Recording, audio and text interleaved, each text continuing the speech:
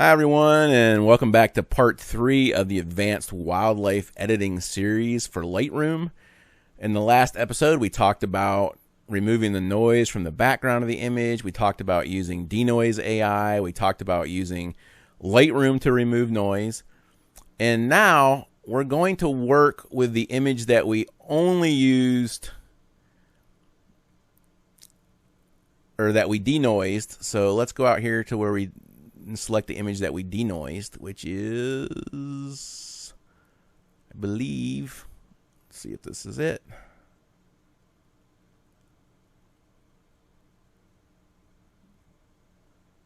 Okay.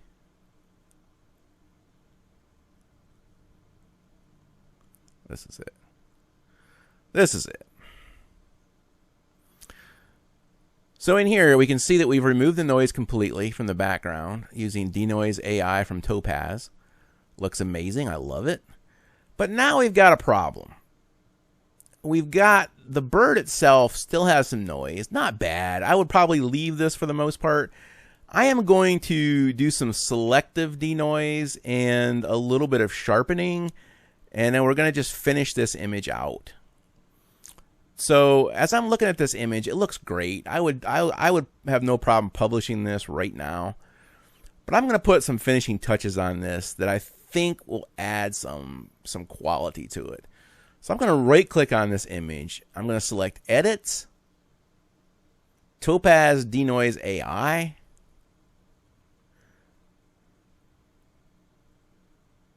Yep, I want to edit a copy with the Lightroom additions. It's going to give me 2 edits in the name now. And what I'm going to do is, instead of doing the blanket denoise like we did before, I'm going to wait for it to process here. And this is kind of important, and I don't know why it's this way, but with Topaz Denoise AI, you have to wait for it to do this automatic update first if you have it set that way. You can turn that off if you want to. And we're going to do selective denoise of this image.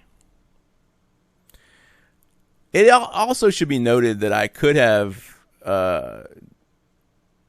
brought back some of these highlights right here that are kind of blown out, and I did not do that. So that's something you may want to consider. Okay, so next thing I'm going to do is I'm going to click this little mask button down here to selectively denoise the image. That brings us up to just this dialog. And one of the things you're going to want to do is you're going to, down here in the left corner, it is actually updating yet again, which is something I do not like. You're going to want to wait for that to finish, and then you're going to want to clear the mask over here by selecting this clear mask property.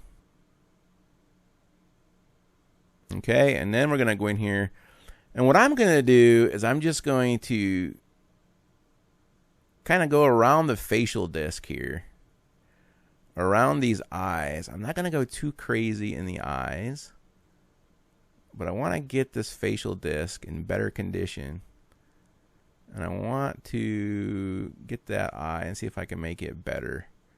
And we're just going to do the facial disc, and that's really where people's focus goes to, where the viewer's focus is going to go to that facial disc. And so we want to make that look as good as we can. Then I am going to just click apply. Okay. It's going to come back. It's going to rerun, and it's going to give us this output right here.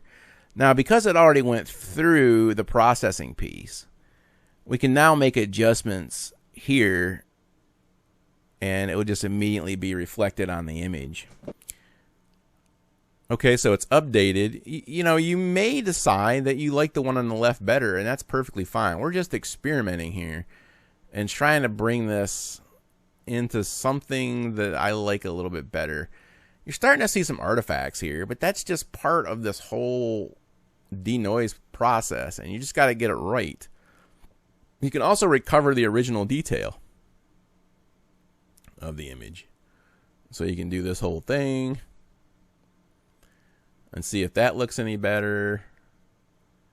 You know, always comparing to the old one over here. And to me, it didn't really help a whole lot. I'll add a little bit in. And then, you know, do I want to continue with the noise reduction? I'm going to push it just a little bit farther. Maybe to 17.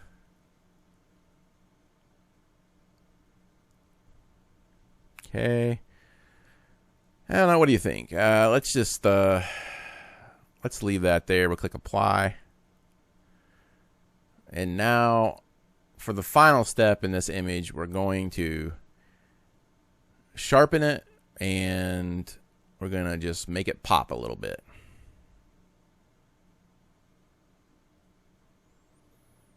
Okay, this is what we ended up with. Now, I don't know. You may decide that you like the other one better. That's fine. It's subtle. The difference is subtle here.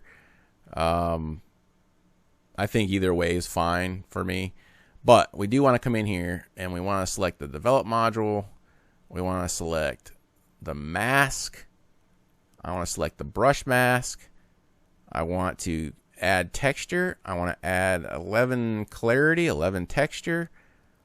I want to add about 20 sharpness. I want to come in and I want to see how bad it or good it is when I sharpen this. Does it get significantly more noisy? I think in this case, yes. So I don't want to do that there. Okay, so I'm going to select off of that.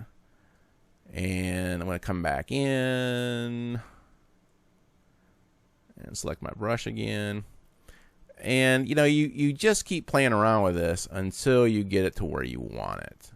Okay. You may want to try adding a little bit of denoise from Lightroom in here and see what that looks like. You may want to just leave the facial disc alone, which is what I'm going to do. And I'm going to concentrate more on other areas that might be out of focus. I feel like maybe this should be a little bit sharper right here, even though you've got a depth of field issue here. So I'm not going to spend a lot of time on it. But certainly some sharpening here would help. What you're not going to want to do is you're not going to want to go in here to this area and sharpen it. There's no point in that. It's just going to make it more noisy. Globally, now I'm going to click done. And then globally, I'm going to make a couple minor changes here. I'm going to add some vibrance, about a +6, and I'm going to add about a +9 saturation. I'm going to add a little contrast to the image, not a whole lot. And that's pretty much my finished image. You may try to lighten those eyes up a little bit more. I think you're going to run out, in a situation like this, you're going to run out of shadow. And you're just going to be, what's going to happen is you're going to be just cranking up. You're just going to break pixels, frankly. That's what you're going to do. You're going to break pixels and it's not going to look that good. And actually with the contrast, I don't think I even needed that extra contrast in there. I'm going to take that back out. I think that's a pretty finished product.